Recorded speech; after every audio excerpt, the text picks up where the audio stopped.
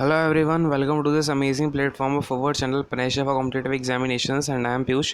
तो बच्चों, जैसा कि आप देख पा रहे हैं, आज हम कौन सा पेपर डिस्कस करने वाले हैं। जैसे हमारी सीरीज़ चल रही थी, हम आरआरबी के पेपर्स को डिस्कस कर रहे हैं एंड आज हम करने वाले हैं 30 मार्च 2016 जो आपका अभी रिसेंटली लास्ट पेपर हुआ है उसके स्टेज 1 का। ये आपका स्टेज 1 का पेपर है, ठीक है। और अभी तक हमने 4 सेट कवर कर लिए यहाँ पर कवर कर रहे हैं, ठीक है। तो धीरे धीरे करके आपके जितने भी पेपर कंडक्ट हुए हैं उन सारे पेपर्स का हम डिस्कशन कर लेंगे। तो अगर आपने अभी तक चैनल को सब्सक्राइब नहीं किया है तो चैनल को सब्सक्राइब कर लेना एंड बेल आइकन को दबा देना सो दैट हम जब भी आपके लिए कोई भी सेशन लेके आते हैं आपको नोटिफिकेशन मिल जाएगा, ठीक है। और ये आपका शिफ्ट 3 का पेपर है और ये ग्रेजुएट लेवल का एनटीपीसी, ठीक है। तो ये सब आप देख ही पा रहे हो एंड इससे आपकी रीजनिंग की क्लास हो ही चुकी है सुबह के टाइमिंग में, तो आई होप आपने वो भी देख ली होगी एंड आपके इससे पहले के सारे सेशंस भी आपने देख लिए होंगे। इसके अलावा भी कई सारे कोर्सेज चल रहे हैं हमारे चैनल पर। आप जाके प्लेलिस्ट वगैरह या वीडियो सेक्शन में जाके चेकआउट कर सकते हो। अगर आप सीजीएल की तैयारी कर रहे हो, सीजीएल के भी आपके 2019 के पेपर्स आपके सारे डिस्कस हो चुके हैं। टोटल 18 सेट टॉपिक वाइज भी मैंने मैथ्स और रीजनिंग भी आपके टॉपिक वाइज जो टॉपिक आपको दिक्कत दे रहे थे वो टॉपिक वाइज तो करा ही दिए हैं। इंस्टेड ऑफ दैट हमने सेक्शन वाइज भी करा रखे हैं, वो भी जाके देख सकते हो, क्लियर है। और हम यहाँ पे हॉट्स क्वेश्चन की सीरीज़ भी चला रहे हैं सीजीएल टीयर 2 के लिए, तो वो सारी चीज़ें आप जाके देख लेना। और हाँ, रेलवे वाले बच्चों के लिए सबसे बड़ी बात कि हमने स्टैटिक जीके का आपके लिए स्टैटिक जीके का जो भी स्टैटिक जीके के सबसे ज़्यादा क्वेश्चन पूछे जाते हैं जो आपके टॉपिक दिए गए हैं नोटिफिकेशन में, उनको लेके सबसे प्रीमियम कोर्स आपका चल रहा है। वो आपका इवनिंग में 6 के बाद होता है, 6 PM के बाद। तो आप उसे ज़रूर देखा करें। अगर आपने अभी तक नहीं देखा है तो उसे ज़रूर देखें और चैनल को सब्सक्राइब कर लेंगे तो उससे आपको पता चल जाएगा कब कब वो सेशन आता है, ठीक है। एंड काफ़ी अच्छा सेशन है, आपको काफ़ी सारी थ्योरी के फॉर्म में बताई जाती हैं चीज़ें। ऐसा नहीं है कि आपको सीधा हम रटवा दें कि ये एमसीक्यू कर लो, वो एमसीक्यू कर लो, क्योंकि आज के टाइम पे अगर आप देखो हर कोई आपको एमसीक्यू तो दे रहा है, लेकिन थ्योरी भी तो करनी ज़रूरी है बेटा। आप एमसीक्यू लेट से आप 60 एमसीक्यू रट के चले गए और वहीं आप अगर 60 वन लाइनर की पूरी थ्योरी पढ़ के जाओगे ना तो उससे ज़्यादा बेनिफिट होगा, क्लियर है। तो खैर इसे मैं हटाता हूँ सारी चीज़ों को, वो आप देख लेना। अब हम आज डिस्कस करने वाले हैं सेशन में अपना मैथ्स का पेपर। रीजनिंग का पेपर आपका इसका हो चुका है ऑलरेडी एंड वो आपको मिल जाएगा, वो श्वेता मैम ने कवर कराया है। तो अभी हम डिस्कस करेंगे मैथ्स का, जिसे मैं डिस्कस कर रहा हूँ पीयूष एंड देखेंगे भाई। फर्स्ट क्वेश्चन अपने पास में क्या है फटाफट से, और यहाँ पे मैं आपको 2 रूल बता देता हूँ। पहला रूल कि मैं जब भी बोलूँ बोलो बच्चों, समझ में आया कि नहीं आया बोल हाँ बोलना है। ये मत सोचना मैं सामने हूँ या नहीं हूँ, जो भी चीज़ें हैं आपको फटाफट से हाँ बोल देना अगर समझ में आ गया। अगर नहीं आया है तो कमेंट सेक्शन में पूछना ज़रूर। कमेंट सेक्शन में आपको कोई भी डाउट आता है, XYZ, छोटा से छोटा, बड़ा से बड़ा, कोई भी डाउट आए आपको वो कमेंट सेक्शन में पूछना है कि भैया ये डाउट नहीं आया मुझे सर, समझ नहीं आया। तो वो सारी चीज़ें फिर हम समझ लेंगे, क्लियर है। इसके बाद में आपका दूसरे नंबर का रूल ये है कि आपको क्वेश्चन जैसे ही आपके सामने आया वीडियो को पॉज करना है और खुद से करने की कोशिश करना है, क्योंकि ये पेपर आपका प्रीवियस ईयर का है। इसके बाद में आप क्या करेंगे, मेरी अप्रोच देखेंगे कि मैं कैसे इस पेपर को सॉल्व कर रहा हूँ या फिर क्या आपकी इसको सॉल्व करने की अप्रोच हो सकती थी, है ना। खैर अब ये सारी चीज़ें हटाता हूँ, समझते हैं अपना पहला क्वेश्चन। और जो हिंदी मीडियम के बच्चे हैं वो मेरे वर्ड्स पे, मेरे शब्दों पे बहुत ज़्यादा ध्यान देंगे, जिससे कि मैं क्या करूँगा, आपको जब एक्सप्लेन करूँगा ना क्वेश्चन को तो आपको सारी चीज़ें क्लियर हो जाएंगी, ठीक है। चलो भाई, अब फर्स्ट क्वेश्चन है अपने पास में, a person carries rupees 1 in the form of currency notes of denominations. यानी क्या मतलब हुआ, एक व्यक्ति है जिसके पास 165 रुपये हैं और 165 रुपये उसके पास किन किन रूप में है, किन किन मुद्राओं के रूप में है। तो ₹5, ₹10 और ₹20, यानी कि 5 रुपये, 10 रुपये और 20 रुपये के उसके पास मुद्राएं हैं, जिनका टोटल मिला के आपको 165 रुपीज़ जो है 165 रुपये निकल के आ रहा है सम। और उनका जो नंबर है, उनका रेशियो है नंबर का 3:2:1, 3:2:1, ठीक है। तो पूछ रहा है what is the value of currency notes of ₹20 denomination. तो वो पूछ रहा है 20 रुपये की जो मुद्रा है ना उसकी कितने नंबर हैं, मतलब कितनी मुद्राएं हैं 20 रुपये की, क्लियर है। तो अब मैं सारी चीज़ें हटाता हूँ, देखेंगे। अब हमें कितने कितने रुपए के नोट दिए गए हैं या फिर कितने रुपए की मुद्राएं हैं अपने पास में, 5 रुपये की, 10 रुपये की और 20 रुपये, यानी कि 5 रुपीज़, 10 रुपीज़ और 20 रुपीज़, क्लियर है। अब इसका हमें रेशियो दिया गया है, किसका, तो नंबर का रेशियो दिया है ना, यानी कि उसकी संख्या का रेशियो दिया गया है। तो रेशियो है आपका ये 3:2:1।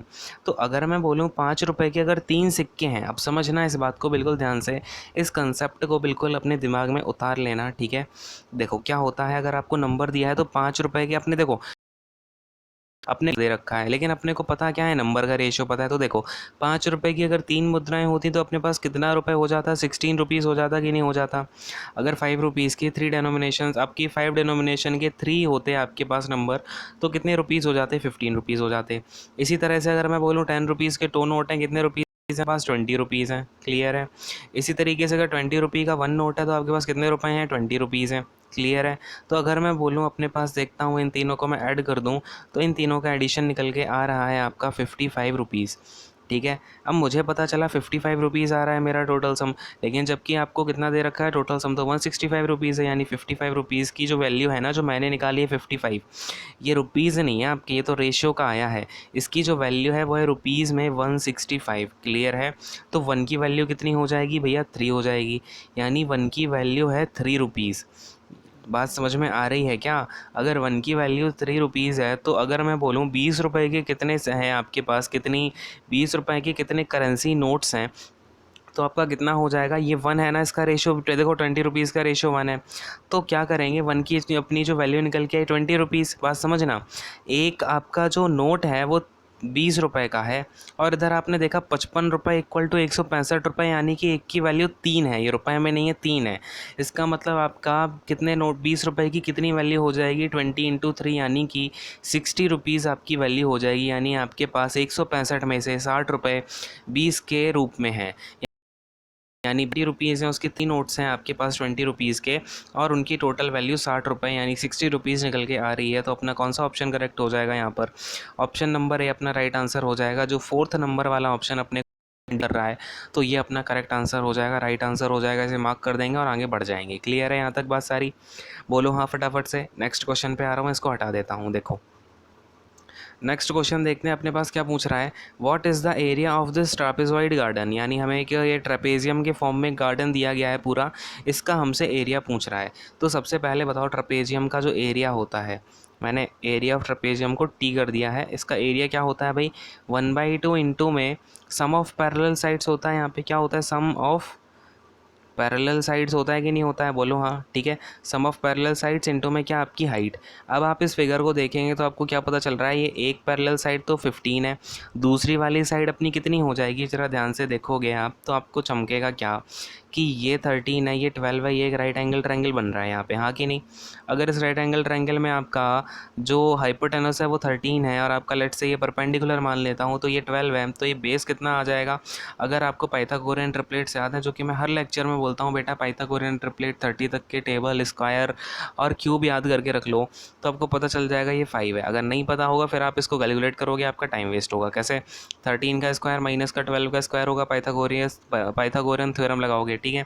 कितना निकल के आएगा, 169 माइनस का 144, फिर आएगा आपका अंडर रूट का 120, अंडर रूट का 25, जो इक्वल हो जाएगा आपका 5 के। ठीक है। तो इस तरीके से अपना ये जो है ये 5 निकल के आ गया। अब अगर मैं एक परपेंडिकुलर यहाँ डाल देता हूँ, तो ये जो डिस्टेंस निकलेगी ये भी 5 निकलेगी कि नहीं निकलेगी, क्योंकि ये भी अपना अगेन 12 होगा, परपेंडिकुलर है ना।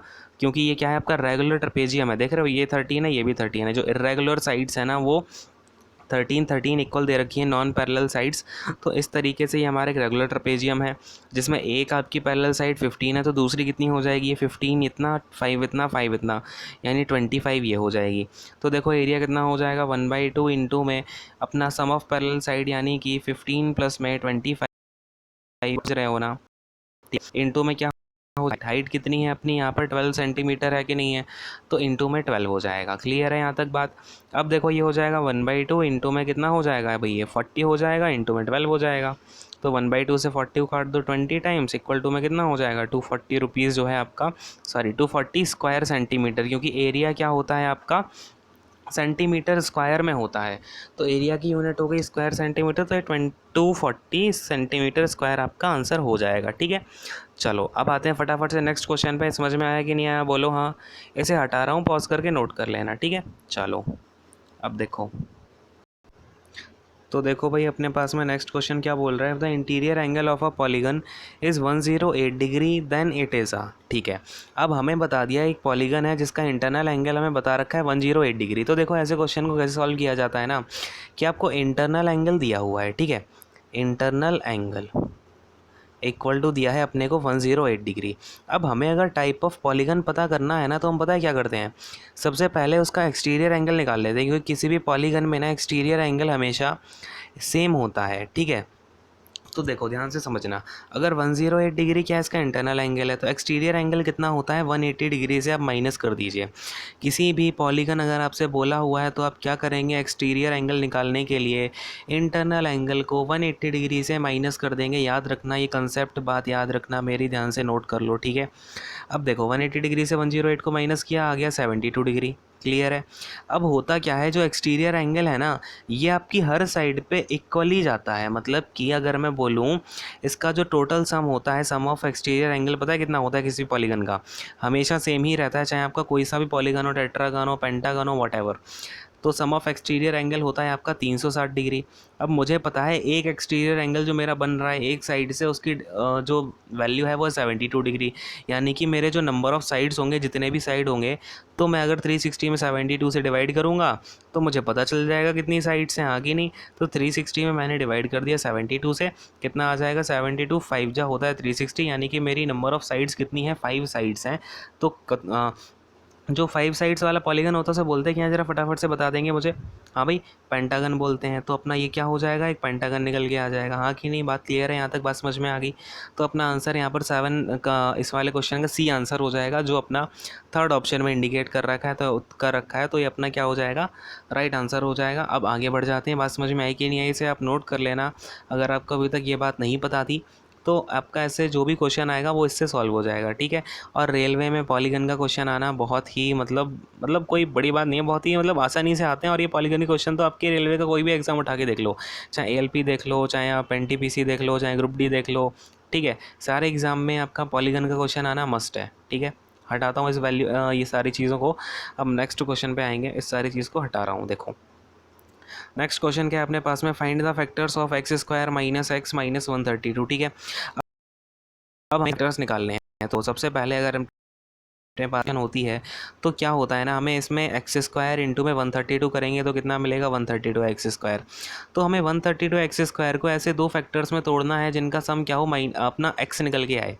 जिनका सम क्या है, ये देखो माइनस का 132 है ना, जिनका सम क्या हो जाए माइनस का एक्स निकल के आए, आगे नहीं। क्लियर है। तो देखो अब कैसे निकल के आएगा, ये माइनस का साइन है तो माइनस का 132 एक्स स्क्वायर को मैं कैसे दो चीज़ों में कैसे तोड़ सकता हूँ, देखना। ये है अपना माइनस का 132 एक्स स्क्वायर, मैंने बोला इसे हम कैसे लिख सकते हैं।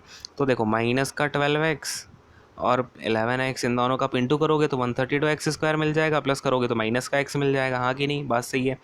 तो इसे मैंने लिख दिया एक्स स्क्वायर माइनस का 12 एक्स और अपना प्लस का 11 एक्स और माइनस का 132, हाँ कि नहीं। बात समझ में आ रही है यहाँ तक।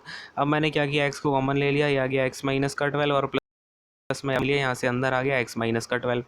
तो बस ठीक है, यहाँ तक बात। मतलब कि अपना ये एक्स माइनस 12, तो एक्स माइनस 12 बाहर आ जाएगा एक ब्रैकेट में और दूसरे ब्रैकेट में एक्स प्लस 11 आ जाएगा। यानी कि अपने दो फैक्टर्स निकल के आ गए, एक्स माइनस 12 इंटू में एक्स प्लस 11। तो देखो कौन से ऑप्शन में है, एक्स माइनस 12 वही यहाँ है, और ये इंटू में एक्स प्लस 11 में, ये भी करेक्ट है, ठीक है। तो अपना डी वाला ऑप्शन क्या हो जाएगा, राइट आंसर हो जाएगा। जो फर्स्ट वाले ऑप्शन में आपको इंडिकेट कर रखा है ये अपना राइट आंसर हो जाएगा। आगे बढ़ जाते हैं, इसे आप नोट कर सकते हो पॉज करके, ठीक है। हटाता हूँ इसको, अब नेक्स्ट क्वेश्चन पे आते हैं, देखेंगे भाई। अब अपने पास क्या पूछ रहा है कि what is the fourth proportional of 3, 8, 12 and question mark, ठीक है।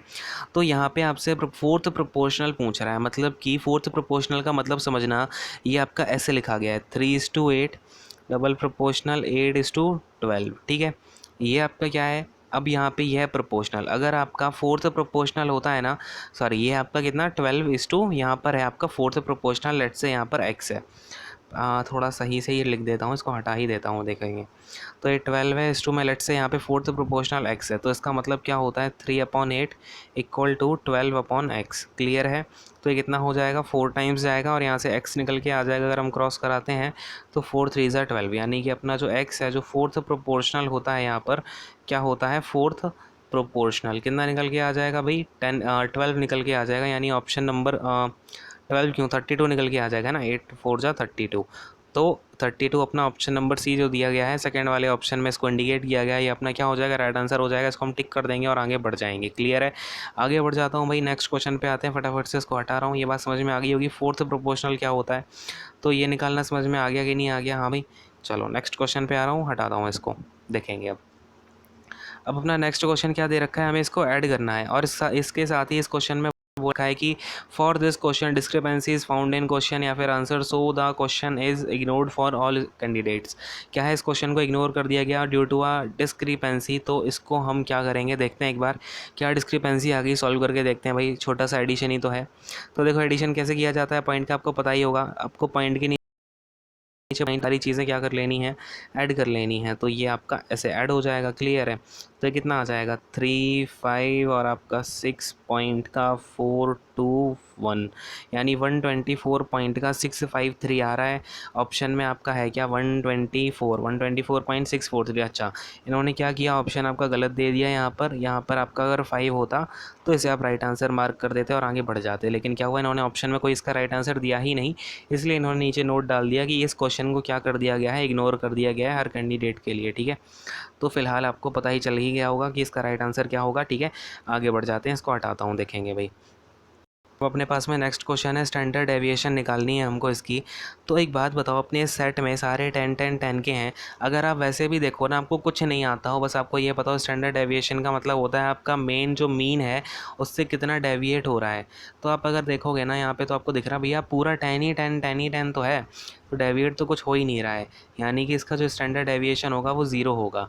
लेकिन अब हम एक बार इसे पूरा फॉर्मूले से करके देखते हैं। सबसे पहले आपको पता होगा स्टैंडर्ड डेविएशन को हम किससे डिनोट करते हैं भाई, सिग्मा से करते हैं। फिर आपका एक टर्म होता है वेरिएंस। ठीक है, पिछले वाले सारे लेक्चर से मैं आपको यही कहानी बता रहा हूँ, तो अब बेटा समझ जाओ, याद कर लो इस चीज़ को। ठीक है, वेरिएंस होता है सिग्मा स्क्वायर, यानी कि जो आपका स्टैंडर्ड डेविएशन है इसे मैं अंडर रूट का वेरिएंस भी बोल सकता हूँ, आगे ना, क्लियर है। तो अब देखो बेसिकली हमें क्या करना है, वेरिएंस निकालना है, उसका रूट कर देना है।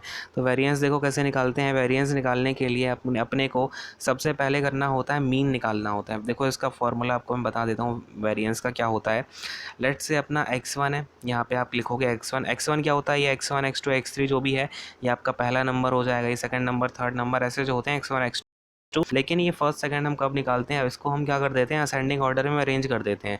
लेकिन अभी तो हमारे पास सारे 10 10 ही है, तो जो भी ऑर्डर होगा वो सेम ही रहेगा। ठीक है, तो x1 माइनस का आपका x बार होता है आपका मीन, फिर इसका कर दो होल स्क्वायर। इसी तरीके से प्लस में कर देते हैं हम x2 माइनस का x बार, इसका होल स्क्वायर, यानी x2 यानी कि दूसरा टर्म। तो इस तरीके से सीरीज़ में आपके जितने भी टर्म होते हैं उन्हें हम ऐसे कर करके माइनस x बार से उसका होल स्क्वायर कर देते हैं, और अपॉन में ही आपका प्लस में डॉट डॉट डॉट तक जा रहा है। ठीक है, बात समझ में आ गई होगी क्या है फॉर्मूला बताने की कोशिश हमारी। अपॉन में क्या होता है, इसका n होता है। ठीक है, n मतलब कि आपके जितने भी नंबर हैं, ये 1 2 3 4 5 जितने भी नंबर दिए गए हों, जितने भी नंबर्स हैं टोटल, उनका नंबर। ठीक है, तो अब देखो सबसे पहले हमें क्या करना पड़ेगा, मतलब इसका मीन निकालना पड़ेगा। मीन निकाल लो भाई, मीन क्या होता है इसका, टोटल सम अपॉन में नंबर, यानी कि मीन देखो एक्स बार निकाल रहा हूँ, एक्स बार कितना आ जाएगा 1 2 3 4 5 50, टोटल सम हो गया 50, टोटल नंबर है 5, इससे आप डिवाइड कर दो कि मीन आ जाएगा 10। ठीक है, मीन आ गया 10। अब अगर आप यहाँ पे देखो सारे नंबर क्या है, 10 10 10 है, तो वेरिएंस कितना आ जाएगा, दूसरे पेन से लिख के दिखा देता हूँ। देखो मीन कितना आ गया 10, इसे मैं हटा देता हूँ। ठीक है, यहाँ से देखो भाई मीन को हटा देता हूँ, देखेंगे ध्यान से। अब देखो, अब मैं क्या बोलता हूँ कि हम निकाल लेते हैं इसका वेरिएंस। चलो भाई देखो वेरिएंस कितना आ जाएगा, वेरिएंस यानी सिग्मा स्क्वायर से इसको डिनोट किया जाता है।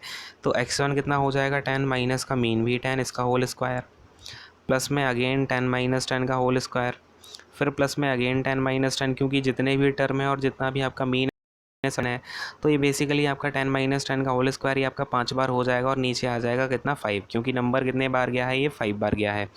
तो अब इसका होल स्क्वायर करोगे तो ऊपर तो कितना आ जाएगा, आप चाहे जो कुछ कर लो, सारा 0 0 0, फोर्थ वाला टर्म भी 0, फिफ्थ वाला टर्म भी 0, तो 0/5 आ जाएगा, यानी वेरिएंस तो सिग्मा स्क्वायर कितना आ गया, 0 आ गया। तो अगर मैं स्टैंडर्ड डेविएशन बोलूँ तो अंडर रूट का 0, ये भी 0 आ जाएगा। बात समझ में आ ही गई होगी। तो इसका आंसर क्या हो जाएगा 0, ऑप्शन नंबर ए, यानी कि सेकंड ऑप्शन में हमें ए को इंडिकेट कर रखा है, तो ये अपना क्या हो जाएगा, राइट आंसर हो जाएगा। बात समझ में आई कि नहीं आई, बोलो हाँ। क्लियर है ना सारी चीज़ें, तो फटाफट से हाँ बोल के आगे बढ़ जाएंगे। ठीक है, ज़्यादा टेंशन नहीं लेनी, फटाफट से आगे आ रहा हूँ, हटाता हूँ इसको। नोट कर लेना, अगर नोट करना हो बेसिकली फॉर्मूला वगैरह नोट कर लो। अगर आपने अभी तक नहीं देखे पिछले लेक्चर्स तो उन्हें ज़रूर देख लेना, क्योंकि जो भी बेसिक चीज़ें हैं वहीं पे मैंने सारी एक्सप्लेन कर दी हैं। ठीक है, चलो भाई अब आते हैं नेक्स्ट पर, देखेंगे क्या है हमारे पास में। अब देखो भाई यहाँ पर हमें देखो क्या दे रखा है, कि करण परचेज्ड 1 डज़न पेन, यानी कि 1 डज़न यानी 1 दर्जन, 1 दर्जन यानी 1 डज़न में कितने पेन होते हैं, तो 12 पेन। यानी कि करण ने 12 पेन खरीदे कितने रुपए के, तो रुपए 120 यानी 120 रुपीज़ के उसने 12 पेन खरीद लिए। क्लियर है। अब उसने बेच दिया है 3 पेन को 35 रुपीज़ ईच। यानी कि उसने क्या किया, अब ये जो 12 पेन खरीद के लाया है उसने 12 पेन में से, समझना बात को, 3 पेन के कितने 4 पैकेट बना दिए। 3 पेन एक पैकेट में, 3 पेन एक पैकेट में, 3 पेन एक पैकेट में और 3 पेन्स आपके एक पैकेट में। ठीक है, ऐसे उसने 4 पैकेट बना दिए। इन चारों को उसने 35 रुपीज़ ईच यानी एक पैकेट 35 रुपीज़ का बेच दिया है। ठीक है, तो अगर मैं बोलूँ 12 पेन की कीमत है आपकी 120 रुपीज़, तो फिर 3 पेन की जो कॉस्ट होगी, CP यहाँ पर लिख देता हूँ, जो CP होगी 3 पेन्स की वो कितनी हो जाएगी भाई, 30 हो जाएगी कि नहीं हो जाएगी। क्लियर है, इतना तो समझ में आ रहा होगा भाई। अब देखो, अगर मैं दूसरे पेन से इसका यूज़ कर लेता हूँ, SP की बात करूँ, अगर मैं SP की बात करूँ तो मुझे पता है 3 पेन वो कितने रुपीज़ के बेच रहा है, 35 रुपीज़ के बेच रहा है। तो उसको कितना फ़ायदा हो रहा है, 30 रुपीज़ पे 35 यानी कि 5 का फ़ायदा हो रहा कि नहीं हो रहा। तो प्रॉफिट अगर मैं परसेंटेज निकालना चाहूँ, गेन परसेंटेज पूछा हुआ है अपने से, तो ये हो जाएगा 5 का गेन हो रहा है मुझे 30 पर। नीचे क्या डाला जाता है, CP का बेस होता है हमेशा कि नहीं होता है, इनटू में हम परसेंटेज के लिए 100 कर देंगे, तो 0 से 0 कैंसिल हो जाएगा, इक्वल टू आ जाएगा 50/3। तो इसे हम 50 से डिवाइड कर 3 से डिवाइड कर देंगे, कितना आ जाएगा ये, 3 1 जा 3, इसके बाद में आएगा कितना 20, तो 3 6 जा कितना 18 पॉइंट में अगेन आपका 2 आ जाएगा, तो 3 6 जा 18, फिर अपना अगेन आ जाएगा। तो इस तरीके से आपका 16.6666 जो है आपका आंसर आएगा परसेंटेज में। ठीक है, कौन सा ऑप्शन है भाई, ऑप्शन नंबर ए। यानी कि अगर हम इसे एक डिजिट तक आगे करना चाहें तो ये 7 हो जाएगा कि नहीं हो जाएगा, अगर हम कैरी कर दें आगे। ठीक है, तो अपना ऑप्शन नंबर 1 करेक्ट हो जाएगा, जो फर्स्ट ऑप्शन में ही हमें इंडिकेट किया गया है। तो ये अपना राइट आंसर हो जाएगा, इसे हम टिक कर देंगे और आगे बढ़ जाएंगे। फटाफट से बोलो, समझ में आया कि नहीं आया, बोलो हाँ। ठीक है, चलो नेक्स्ट क्वेश्चन पे आ रहा हूँ। और मैं आपको, आई होप कि सारी चीज़ें समझ में आती जा रही होंगी। अगर सारी चीज़ समझ में आ रही हैं तो फटाफट से लाइक कर दें सेशन को और कमेंट करके बताएं कैसा लगा है। और अगर कोई डाउट उठ भी जाता है, छोटा मोटा जो भी है, वो भी आप पूछ ही सकते हो आराम से। और चैनल को अगर अभी तक सब्सक्राइब नहीं किया तो फटाफट से कर लो बेटा। चलो नेक्स्ट क्वेश्चन पे आता हूँ, और लाइक कर देना अगर समझ में आ रहा है। ठीक है, माता रानी पाप देगी नहीं तो, समझे। देखो अब क्या है अपने पास में, G is twice as fast as S in doing work. अब क्या बोल रहा है, G जो है S से दुगना काम कर S से दुगना फास्ट है। यानी कि अगर मैं बोलूँ तो G क्या है, 2 टाइम्स है S का। यानी इफ़िशेंसी की बात करूँ अगर मैं, तो इफ़िशेंसी के मामले में तो ये S से दुगना काम कर लेता है। क्लियर है यहाँ तक बात। अब क्या बात हो रही है भैया, कि if G can do a work in 30 days less than S। अब G है S से में काम कर लेता है, 30 डेज़ कम में काम को कंप्लीट करके आ जाता है। अब क्या बोल रहा है कि how much days will they take to complete the work together. तो वो पूछ रहा है कि जी और एस दोनों मिलके एक काम को कितने दिन में कंप्लीट कर लेंगे। ठीक है, तो अब हमें पता है कि जी की इफ़िशियंसी 2 टाइम्स ऑफ एस है। ठीक है, तो अगर मैं बोलूँ जी को लेट्स से कुछ टाइम लगा वर्क कंप्लीट करने में, जी ने अपनी इफ़िशियंसी जी से काम किया। ठीक है, और उसको लेट्स से कुछ टाइम लग गया यहाँ पे, वो वही आपका जो इक्वल होगा, G इक्वल टू 2S है ना। आप समझना बात को, मैंने G की इफ़िशियंसी की जगह लिख दिया क्या, तो 2S। अब ज़रा सा मैं इसे इरेज़ कर देता हूँ, समझना आप बात को। ठीक है, तो मैंने यहाँ पे क्या किया, G की जगह मैंने G की जो इफ़िशियंसी है 2 टाइम्स ऑफ S है, मैंने यहाँ पर 2S लिख दिया। तो इतनी इफ़िशियंसी से काम हुआ। लेट्स से G ने काम कंप्लीट किया है X टाइम में, तो ये क्या है, X टाइम है इसका G का। ठीक है, तो इसने X टाइम में काम कंप्लीट किया, यानी कि इसका टोटल काम हो गया, एफिशिएंसी इनटू टाइम कर दिया। अब G अकेला काम को कंप्लीट करेगा, G का हो गया। अब S अकेला काम को कंप्लीट करेगा, तो यानी अपनी S की एफिशिएंसी से, और लेट से वो Y टाइम में इसको कंप्लीट करता है। अब बात को समझते जाना, ये मैं क्या कर रहा हूँ, वर्क है टोटल, यानी ये टोटल वर्क इतना होगा 2S इंटू एक्स, वही का जो टोटल काम है वो S इंटू वाई के इक्वल है। तो अगर मैं S से S को काट दूँ तो मेरा जो रेशियो है एक्स G और Y के टाइम का, वो 2x/y आ गया कि नहीं आ गया। यहाँ पर जो टाइम का रेशियो है वो अपना 2x/y आ गया। यानी कि अगर मैं बोलूँ x को, जो अपना टाइम है ना, ये x लगता है किसको, G को, और S को अपना y टाइम लगता है। तो x/y अगर मैं बोलना चाहूँ तो कैसे बोल सकता हूँ, 2s इक्वल टू वाई है, 2x इक्वल टू वाई है, और यहाँ से x/y कितना आ जाएगा, तो 1/2 आ जाएगा कि नहीं आ जाएगा। बात की गहराई को समझ पा रहे हैं सारे लोग, हाँ भाई। यहाँ पे मैंने क्या क्या है एक बार मैं फिर से एक्सप्लेन कर देता हूँ जिनको समझ में नहीं आया है। जी वाले की इफ़िशेंसी है, एस वाले की इफ़िशेंसी है। हमें इफ़िशेंसी बताया गया था तो हमने क्या किया, उसी इफ़िशेंसी के हिसाब से टोटल वर्क को इक्वेट करा दिया। वहाँ से मुझे पता चला अगर जी का जो टाइम है वो एक्स है, वाई का टाइम वाई है, सॉरी आपका जो एस है एस का टाइम वाई है, तो x/y आ जाएगा अपना 1/2 और मुझे इसका डिफरेंस है दिख रहा है मुझे 1 है, जबकि मुझे इसका डिफरेंस दे रखा है 30 मिनट्स 30 डेज़ का, यानी 1 की वैल्यू 30 डेज़ है। तो x कितने जो टाइम लगेगा जी को, ये जी का टाइम है, ये आपका एस का टाइम है, तो जी को कितना टाइम लग गया 1 × 30 30 डेज़ का, और जो आपका वाई है वाई को टाइम लगेगा 60 डेज़ का। तो बात यहाँ तक क्लियर हो गई कि नहीं हो गई? 60 डेज़ लगते हैं, एक को 60 डेज़ लगते हैं। अब मैं इस सारी कहानी को हटाता हूँ, मुझे इतना पता चल गया कि वेट अ सेकेंड, देखेंगे भाई ध्यान से देखो। अब क्या है अपने पास में, अब अपने पास में अपने को पता चल गया जो जी को टाइम लगा है, जी को जो टाइम लगा था एक्स जिसे मैंने बोला हुआ था, वो टाइम तो है 30 डेज़ का, और जो आपका एस है जो मैंने टाइम वाई बोला हुआ था उसे टाइम लग रहा है कितने डेज़ का, तो उसे लग रहा है 60 डेज़ का टाइम। यानी कि अगर मैं बोलूँ टोटल वर्क कितना हो जाएगा 60, तो इसकी जी की इफ़िशेंसी 2 हो जाएगी, एस की इफ़िशेंसी 1 हो जाएगी। क्लियर है? अब इन्हें ये पूरा काम कंप्लीट करने में जी जो टाइम लगेगा जी प्लस एस को, वो कितना लग जाएगा, मैंने let's say time ji plus S इसके नीचे डाल दिया और बोल दिया टोटल वर्क 60 है, और इन दोनों की इफ़िशेंसी टोटल कितनी हो जाएगी 2 + 1 3, तो टोटल टाइम कितना लग जाएगा 20 डेज़ का लग जाएगा कि नहीं लग जाएगा? तो यहाँ तक पूरी बात समझ में आई आपको, कैसे इसकी अप्रोच हो सकती थी, आपको कैसे इसे सॉल्व करना है? तो ऑप्शन नंबर यहाँ पे आपका बी दे रखा है, दोनों मिलकर 20 डेज़ में करेंगे, यानी अपना सेकंड ऑप्शन में ही बी को इंडिकेट किया गया है, तो ये अपना क्या हो जाएगा, राइट आंसर हो जाएगा। आप इसे थोड़ा सा पीछे ले जाके आप इसे पूरा नोट कर लेना, और हम आगे नेक्स्ट क्वेश्चन पे आ रहे हैं। आई होप कि आपको समझ में आ गया होगा, अगर समझ में आया तो फटाफट से हाँ बोलेंगे, ठीक है। नेक्स्ट क्वेश्चन पे आ रहा हूँ, देखेंगे भाई। अब जो अपने पास में नेक्स्ट क्वेश्चन है वो क्या बोल रहा है, देखो भाई, what is the ratio of simple interest earned on certain amount. पूछ रहा है कि सिंपल इंटरेस्ट का रेशियो बता दो कि हमने कोई सर्टेन अमाउंट पी है, लेट से हमारा पी अमाउंट है, उसे मैंने एक बार तो रेट 12% पर डाल दिया 9 ईयर्स के लिए, दूसरी बार सेम रेट 12% पर डाल दिया 12 ईयर्स के लिए। तो आपके केस में प्रिंसिपल और रेट तो सेम सेम आ रहे हैं, तो इसमें अगर उसने रेशियो पूछ लिया है ना सिंपल इंटरेस्ट 1 और सिंपल इंटरेस्ट 2 का, तो उसमें आप अगर सीधा टाइम को रख दोगे ना, टाइम आपका एक बार 9 हो रहा है, एक बार 12 हो रहा है, बाकी सारी चीज़ें कांस्टेंट ही होने मैंने हटा दिया, तो रेशियो जो होगा ना वो टाइम पर ही डिपेंड कर जाएगा अकेला, 3:4 इसका रेशियो का आंसर आ जाएगा, ठीक है।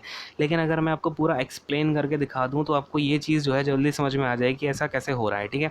ऐसे हटाता हूँ, पूरा एक्सप्लेनेशन एक बार हम देख लेंगे। देखो भाई, अगर मैं बोलूँ एस आई इक्वल टू आपका क्या होता है, तो आप बोलोगे सर PRT/100 होता है। क्लियर है? ये आपको फॉर्मूला पता होगा, ठीक है। तो हम क्या कर रहे हैं, एस आई जो 1 है, यानी कि पहली बार का जो एस आई हो जाएगा कितना हो जाएगा, वो पी इंटू में रेट कितना दे रखा है हमको 12, इंटू में टाइम कितना है 9, ठीक है, अपॉन में 100।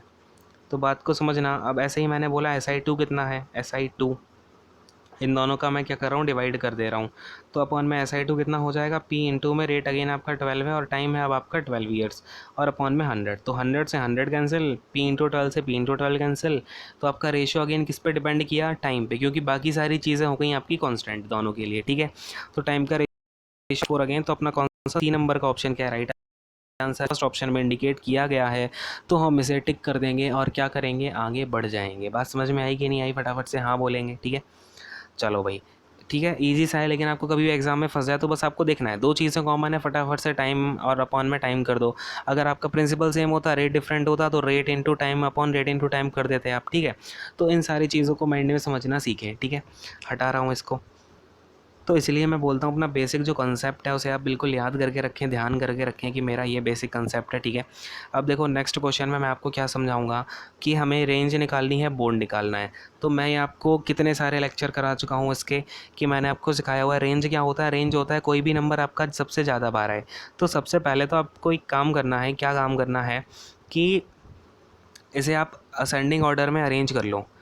फ़िलहाल वैसे यहाँ पे हमें ज़रूरत पड़ेगी नहीं, तो हम क्या करते हैं, रेंज और मोड निकालने के लिए इसे हम क्या कर देंगे, सीधा सीधा यहाँ से देख लेते हैं। रेंज क्या होता है, आपका सबसे बड़ा वाला जो पूरे डेटा में नंबर दिया होगा उसका डिफरेंस आपके सबसे छोटे वाले नंबर के साथ में, ठीक है।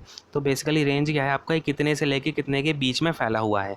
तो देखो सबसे बड़ा नंबर कौन सा है, 29 है, तो 29 ले लो। इसके बाद में आपका सबसे छोटा नंबर यहाँ दिख रहा है 16, हाँ कि नहीं। तो इससे आप 16 को इससे माइनस कर दो, कितना आ जाएगा, ये 13 आ जाएगा। यानी कि मेरी रेंज कितने की हो गई, 13 की हो गई। ईजी सही है ये, ठीक है। अब अगर आपने रेंज निकाल ली ना, तो अगर आप ऑप्शन में देखोगे तो आपको एक ही ऑप्शन दिख रहा है बी वाला, आप यहाँ पे फटाफट से टिक कर दोगे, आगे बढ़ जाओगे। लेकिन मैं आपको अब यहाँ से मोड निकालना भी बताता हूँ, हमको तो चीज़ें सीखनी है, ठीक है। चीज़ बताई हुई है मोड में, आपको एक चीज़ याद रखनी है अपने हाथ साथ में कि ये मोड का मतलब रिपीट मोड। रिपीट मोड का मतलब क्या है, कौन सा नंबर ऐसा है जो सबसे ज़्यादा बार रिपीट हुआ है, वही हमारा मोड हो जाएगा, ठीक है। तो देखो मोड सबसे ज़्यादा रिपीट क्या हो रहा है, 17 एक बार आ गया, दूसरी बार आ गया, 18 एक बार आ गया, दूसरी बार आ गया, फिर तीसरी बार भी आ गया। यानी कि 18 अपना सबसे ज़्यादा बार आया हुआ है, यानी मोड क्या हो जाएगा अपना, 18 हो जाएगा कि नहीं हो जाएगा। तो 13 एंड 18 हमारे रेंज एंड मोड हो जाएंगे। इसका आप ऑर्डर याद रखना, ठीक है। पहले रेंज पूछा हुआ है, फिर मोड पूछा हुआ है, ठीक है। तो अपना यहाँ पर ऑप्शन नंबर बी, यानी अगेन सेकंड ऑप्शन में ही आपका ये दे रखा है, तो इसे हम टिक कर देंगे और आगे बढ़ जाएंगे। तो बात समझ में आई, ईजी सही था। रेंज आपका होता है कितना बड़े नंबर से छोटे नंबर के बीच का डिफरेंस क्या है, और मोड होता है आपका रिपीट मोड, यानी जो नंबर आपका सबसे ज़्यादा बार रिपीट हुआ होगा। क्लियर है। नेक्स्ट क्वेश्चन पे आ जाते हैं, इसको हटाता हूँ, ईजी सही है, ठीक है। चलो, अगर आपको नोट करना है क्वेश्चन का, वीडियो को पॉज कर लिया करो और वहाँ पे आप नोट भी कर सकते हो, ठीक है। चलो भाई, अब इस क्वेश्चन को देखते हैं क्या है हमारे पास में, ध्यान से समझना बच्चों। हमें दे रखा है कि कोई पर्सन है, इसने परचेज़ किया किसी टेबल को 11,000 रुपीज़ में, ठीक है, और उसे बेच दिया 13,500 रुपीज़ में। तो गेन परसेंटेज पूछ रहा है, तो ईजी सा है, देखेंगे ध्यान से। ये CP दे रखा है, ये SP दे रखा है। तो देखो भैया, प्रॉफिट कितना हो गया, प्रॉफिट आप अगर 13,500 से माइनस कर दोगे 11, माइनस कर देंगे 11,000 को, ठीक है। कितना निकल के आ जाएगा, फटाफट से बताओ भाई, 2500 निकल के आ जाएगा, हाँ कि नहीं। 2500 आ गया। अब अगर मैं इसी की प्रॉफिट परसेंटेज निकालना चाहूँ तो कितना हो जाएगा, 2500 तो हमारा प्रॉफिट हो गया। अपॉन में क्या डालते हैं भाई, CP डालते हैं कि नहीं डालते हैं। तो CP कितना है अपना, 11,000 है। तो अपॉन में 11,000 और इनटू में अपना क्या हो जाएगा, 100। क्लियर है। तो 2 ज़ीरो से 2 ज़ीरो, फिर आपका 1 ज़ीरो से 1 ज़ीरो, ये चला गया, 250 अपॉन 11 बचेगा। तो 11 का 250 में आप डिवाइड कर दोगे, 11 टू ज़ा 22, फिर आएगा 30, 11 टू ज़ा 22 अगेन, फिर आप पॉइंट लगा दोगे, कितना बचेगा, 80 बचेगा। तो 12 11 7 जा 77, फिर आपका 3 आएगा तो 2 टाइम्स चला जाएगा। तो 22.72 जो है आपका प्रॉफिट परसेंटेज निकल के आएगा। कौन से ऑप्शन में है, एक ही ऑप्शन में 22.7 है, तो ये आपका C ऑप्शन जो है राइट आंसर हो जाएगा, जो आपका फर्स्ट ऑप्शन में इंडिकेट कर रखा है। तो हम इसे क्या करेंगे, टिक कर देंगे और आगे बढ़ जाएंगे। क्लियर है, सारी बात समझ में आ रही है कि नहीं आ रही है। कोई भी दिक्कत होती है किसी भी सेक्शन से रिलेटेड, आपको फटाफट से कमेंट सेक्शन में ज़रूर पूछ लेना है, और सेशन को लाइक ज़रूर कर देना, ठीक है। बहुत मेहनत करनी पड़ती है आप लोगों के लिए। चलो भाई, नेक्स्ट क्वेश्चन पे आ रहा हूँ, इसको हटा देता हूँ, ठीक है। ये आपको नोट करना हो कर लेना, और कैलकुलेशन ही खुद से करना, ठीक है। कुछ ज़्यादा खासी कैलकुलेशन भी नहीं है। और चलो भाई, अब क्या बोल रहा है हमसे कि वैल्यू पूछ रहा है sine theta plus cos theta के होल स्क्वायर की। अब कर दो जरा, इसका होल स्क्वायर कितना हो जाएगा, साइन स्क्वायर थीटा प्लस का कॉस स्क्वायर थीटा। एक क्या होता है आपका, A+B के होल स्क्वायर का formula, A square plus B square plus का क्या 2AB, यानी कि प्लस का 2 साइन थीटा कॉस थीटा। हाँ भाई, क्लियर है। तो देखो, अब ये कितना होता है आपको आइडेंटिटी पता होगी, साइन स्क्वायर थीटा अपनी होती है 1 होती है, प्लस में कितना है 2 साइन थीटा कॉस थीटा, तो प्लस में 2 sine theta cos theta. Clear.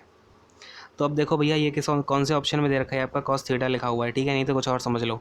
ये है अपना एक ही ऑप्शन में दे रखा है, option number C, 1+2 sine theta cos theta, या कॉस थीटा साइन थीटा, बात तो एक ही, इंटू करा रहे हैं, ठीक है। तो अपना ऑप्शन नंबर C क्या हो जाएगा, राइट आंसर हो जाएगा। फोर्थ जो C ऑप्शन को इंडिकेट कर रहा है, इसे हम टिक कर देंगे और आगे बढ़ जाएंगे। तो यहाँ तक बात समझ में आ गई कि नहीं आ गई, बोलो हाँ ना, जो भी आपकी बातें हों, ठीक है। तो ये सारी चीज़ें हैं। अब देखो नेक्स्ट क्वेश्चन पे आ रहा हूँ। ये तो इजी से ही था आपका, है ना। इजी क्वेश्चन भी आ जाते हैं आपके कुछ। अब देखो यहाँ पे क्या है आपका नेक्स्ट क्वेश्चन, ध्यान से समझेंगे। अब क्या पूछ रहा है, how many times does the number 3 occur in units place for number ranging from 1 to 100। अब बच्चे ने ये क्वेश्चन पढ़ लिया, उसके दिमाग में क्या बैठ जाता है कि अरे भाई 1 से 100 के बीच में बस यही तो निकालना है कि 3 कितने बार आया है। तो बस उसे थोड़ी बहुत चीज़ें याद होती हैं, वो अपना यहाँ पे दिमाग लगा लेता है एक्स्ट्रा। तो बेटा यहाँ पे एक्स्ट्रा दिमाग मत लगवाना। यहाँ पे क्वेश्चन में क्या पूछा है, number 3 occur at unit place. Unit place होता है आपका इकाई के स्थान पे 3 कितनी बार आया है। इकाई का स्थान क्या होता है, अगर मैंने यहाँ पर 34 लिखा है तो बताना जरा यहाँ पे यूनिट प्लेस पे क्या है, 3 है कि 4 है। तो यूनिट प्लेस पे बेटा यहाँ पे 4 है, क्योंकि 34 को हम लिखेंगे 30 + 4, यानी कि हमारा 1 के साथ में क्या है 4 है, और यहाँ पे 10 के साथ में 3 है, हाँ कि नहीं।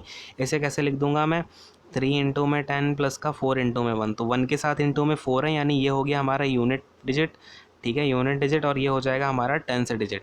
तो बात समझ में आ गई आपको, ये वाला कंसेप्ट क्लियर हो गया होगा। अब मैं हटाता हूँ इन सारी चीज़ों को, क्वेश्चन को देखते हैं क्या है हमारे पास। क्वेश्चन बोल रहा है 3 कितनी बार आएगा यूनिट प्लेस पे 1 से लेके 100 में। तो देखो कितनी बार आएगा, एक बार तो 3 आ गया। देखो पहले ना मैं आपको सीक्वेंस दिखाता हूँ, समझना। एक बार तो 1 से 9 के बीच में आएगा क्या, 3 आएगा एक बार, है ना, 3 आएगा, तो वो क्या यूनिट प्लेस पे ही तो है 3, तो ये आपका एक बार तो यहाँ आ गया। फिर आपका आएगा कौन सी रेंज आएगी आपकी, 10 से लेके 19 वाली रेंज, एक बार 13 आएगा। 13 आएगा कि नहीं आएगा, इसमें तो पे है एक नंबर। फिर इसी तरह से आपका 20 से लेके 29 के बीच में 23 आएगा, तो 23 क्या हो जाएगा आपका, ये आपका एक बार आएगा, तो ये एक बार आ गया, ठीक है। फिर इसी तरह से आपका 30 से लेके 39 के बीच में 33 आएगा। अब समझना ये 33 आ गया। अब इसमें आप कहोगे सर 3 दो जो 3 है ना वो 2 बार आ गया, लेकिन ना क्या है यहाँ पे आपका 3 तो पूरा 9 बार आया हुआ है बेसिकली। एक बार 31 में भी 3 है, 32 में भी 3 है, लेकिन यूनिट डिजिट पे जो आपका 3 है ना वो बस 33 में है, वो भी एक वाला 3, ये एक नंबर है, यानी कि इसमें भी 3 एक ही बार आया है यूनिट डिजिट में। इसी तरीके से आपका 40 से 49 में एक बार आएगा। तो आपको समझ में आ रहा होगा हमारे जितने भी ऐसे सीक्वेंस बनेंगे उन सब में एक एक बार आएगा, यानी कि 9 वाला बन जाएगा, हाँ कि नहीं। 50 से 59 वाला बन जाएगा, फिर इसी तरीके से आपका 60 से 69 वाला बन जाएगा। तो इस तरीके से आपके कितने सेट बनेंगे, तो 10 सेट बनेंगे जिनमें आपका एक एक बार 3 जो है आएगा यूनिट प्लेस पे। तो हमारा कितनी बार नंबर आ गया 3, तो 10 बार आ गया। बात समझ में आ गई कि नहीं आ गई।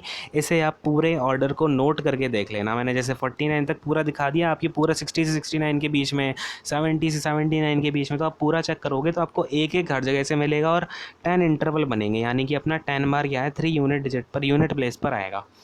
बात क्लियर है। तो अपना कौन सा option number C right answer हो जाएगा, यानी कि फोर्थ वाला ऑप्शन जिसमें सी दे रखा है ये अपना करेक्ट आंसर हो जाएगा। हम इसे टिक कर देंगे और जाएंगे। क्लियर है। तो इसे अब हटा देता हूँ, नेक्स्ट क्वेश्चन पर आ जाते हैं भाई। नोट कर लेना इसे और इसे खुद से सॉल्व करना आगे का, ठीक है। ये जो मतलब सॉल्व क्या ही करना है बता तो दिया ही है पूरा, अब इसे बस थोड़ा आगे देख लेना इंटरवल कैसे कैसे बन रहे हैं, तो इससे आपकी प्रैक्टिस हो जाएगी और कुछ नहीं है, ठीक है। हटाता हूँ इसको। अब देखो नेक्स्ट क्वेश्चन में क्या पूछ रहा है, फाइंड द जीसीएफ। अब कुछ बच्चे क्या है जीसीएफ को ही देख के घबरा गए होंगे, भैया जीसीएफ क्या है, हमने तो आज तक पढ़ा ही नहीं है। फिर एलसीएम ऑफ 20 एंड 28, तो बेटा जीसीएफ होता है ग्रेटेस्ट कॉमन फैक्टर, इतना घबराने की बात नहीं है। ग्रेटेस्ट कॉमन फैक्टर, अब आप इसे चाहे हाईएस्ट कॉमन फैक्टर बोल दो चाहे ग्रेटेस्ट कॉमन फैक्टर बोल दो, बात तो एक ही है ना। तो ये आपका जो ग्रेटेस्ट कॉमन फैक्टर है ये भी क्या होता है एचसीएफ ही होता है, एचसीएफ को ही हम एक जीसीएफ बोलते हैं, ठीक है। तो कुछ बच्चे तो इसी में चले गए, तो इस शौक में ना रहें आपकी एचसीएफ को जीसीएफ कैसे लिख दिया, क्योंकि हाईएस्ट और ग्रेटेस्ट बात एक ही है, तो इसे कन्फ्यूज़न में ना रहें। अब इसे हटा देता हूँ, इतनी सी बात समझ में आ गई होगी ना, ये भी नोट कर लेना अगर आपको अभी तक नहीं पता था, समझ गए। क्योंकि रेलवे इस तरीके की जो है छोटी छोटी जो गुस्ताखियाँ होता है ना वो करती रहती है, ठीक है। चलो भाई हटाता हूँ इसको। अब देखो हमसे क्या पूछा है, जीसीएफ एंड एलसीएम, यानी एचसीएफ और एलसीएम पूछा है 20 और 28 का। तो देखो ये 20 है ये 28 है, मैंने इसको कैसे लिख दिया 5 इंटू 4, इसे मैंने लिख दिया 7 इंटू 4। तो इसमें आपको कौन सा ग्रेटेस्ट कॉमन फैक्टर दिख रहा है, यहाँ पे 4 और 4 कॉमन है कि नहीं है, हाईएस्ट भी है, तो ये क्या हो जाएगा हमारा 4 यहाँ पर हाईएस्ट कॉमन फैक्टर, यानी कि ये तो हो गया आपका ग्रेटेस्ट कॉमन फैक्टर या हाईएस्ट कॉमन फैक्टर, जो भी बोलना है बोलो इसको, ठीक है। चिंटू बंटी 2 नाम है इसकी के, ठीक है। जैसे होता है ना कोई कोई बच्चा घर में तो अपना स्कूल में तो जाके नाम बहुत बड़ा है, जैसे अर्जुन, और घर पे आके नंबर है गोलू, है ना। तो यही सारी चीज़ें हैं। अब ये हो गया हमारा एचसीएफ या जीसीएफ जो भी है। अगर आप ऑप्शन से जाओगे ना तो आपको दिख जाएगा भैया जीसीएफ एक ही में है 4, आप इसे टिक कर दोगे, आपको एलसीएम निकालने की ज़रूरत ही नहीं है। लेकिन मैं आपको दिखाता हूँ कैसे निकालना है। देखो आपका एलसीएम क्या हो जाएगा 7 इंटू 5 इंटू 4, हाँ कि नहीं, ठीक है। तो ये कितना निकल के आएगा 7 5 जो 35, 35 4 जा कितना, तो 140। क्लियर है। तो 140 अपना क्या हो जाएगा भैया, यहाँ पे एलसीएम हो जाएगा। तो कौन सा यहाँ पे 140 आ गया, और अपना ऑप्शन नंबर डी क्या है राइट आंसर हो जाएगा, यानी कि सेकंड ऑप्शन में जिसमें इंडिकेट कर रखा है उसे हम टिक कर देंगे और आगे बढ़ जाएंगे। क्लियर है बात, यहाँ पर समझ में आ गया सब कुछ, तो फटाफट से हाँ बोलो, क्या बोलना है, हाँ ठीक है। नेक्स्ट क्वेश्चन पर आ रहा हूँ, इसको यहाँ पर हम हटाते हैं और नेक्स्ट क्वेश्चन पर आते हैं, देखेंगे। अब देखो यहाँ पे हमारे पास में अगला क्वेश्चन क्या है कि Ali travels a distance of 300 metre in 2 minutes, ठीक है। यानी कि 2 मिनट में तो 300 मीटर की डिस्टेंस ट्रैवल करता है, और 2 मिनट और 30 सेकेंड, यानी कि हमारे पास में जो टाइम है वो कितना हो जाएगा देखो 2 मिनट में कितने सेकंड हो जाएंगे, 120 सेकंड, और 30 सेकंड ये हैं, तो टाइम तो हो गया 150 सेकंड का, ठीक है। क्योंकि हमारे पास जो डिस्टेंस है मीटर में दे रखी है, तो अगर मैं बोलूँ यहाँ जो हमारी स्पीड है, स्पीड कितनी हो जाएगी, तो स्पीड हो जाएगी 300, टोटल डिस्टेंस है, अपॉन में टाइम कितना है 15 सेकंड का, ठीक है। तो ये डिस्टेंस अपनी जो स्पीड है वो निकल के आ जाएगी कितनी, तो 20 मीटर पर सेकंड। क्लियर है? हाँ, यहाँ तक बात समझ में आ गई कि नहीं आ गई? अब ये स्पीड है हमारी मीटर पर सेकंड में, अपनी पूछ रहा है ये kmph में, यानी कि अगर मैं 20 में इंटू कर दूँ 18/5 तो ये मेरी kmph में आ जाएगी। तो कितना हो जाएगा ये, फटाफट से बोलेंगे, 5 4 जा, क्लियर है, और 18 4 जा कितना 72। अच्छा, ये 150 था तो ये 0 से 0 कैंसिल हो जाएगा, 20 नहीं, ये 2 आएगा, है ना।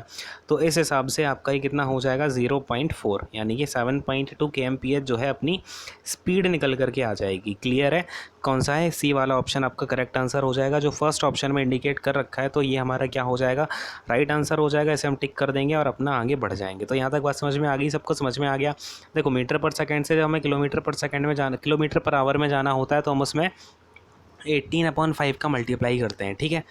तो अभी हम इस सेशन को यहीं तक रखते हैं, थोड़ा ज़्यादा बड़े सेशन हो जाते हैं, फिर बच्चे बोलते हैं कि सर थोड़ा ज़्यादा बड़ा हो गया, तो हम इसे 2 पार्ट में कर लेते हैं। आपको जब ये पार्ट 1 मिला होगा, उसके थोड़ी ही देर बाद आपके पास पार्ट 2 जो है अपलोड हो जाएगा, ठीक है। सेट 5 का, आपके सेट 5 का पार्ट 2 जो है अपलोड हो जाएगा, तो इसे फिर ज़रूर आप देख लेना। पार्ट 2 में काफ़ी सारे अच्छे क्वेश्चंस हैं, DI के जो क्वेश्चन है वो भी पार्ट 2 में हैं, तो ये आप ज़रूर देख लेना, ठीक है। चलो भाई, यहीं पे अपने सेशन को एंड करते हैं अभी। आई होप कि आप सारे लोगों को ये सारी चीज़ समझ में आ गई होंगी, एंड हैप्पी लर्निंग, अच्छे से सीखते रहें, सारी चीज़ों को पढ़ते रहें, ठीक है। ये सारी बातें हैं, एंड अगर अच्छा लगा हो सेशन को लाइक ज़रूर कर देना, ठीक है। कमेंट करके बताना सर कैसा लगा है, एंड सो दैट मोटिवेशन मिलता है। इससे पता है आपके एक कमेंट, एक लाइक से हमें बहुत सारा मोटिवेशन मिल जाता है कि हाँ भाई सारी चीज़ें क्लियर हो रही हैं, एंड ये सारी चीज़ें हैं। तो सेशन को यहीं पे एंड करूँगा, and thank you so much, God bless you all, take care, bye bye, thank you.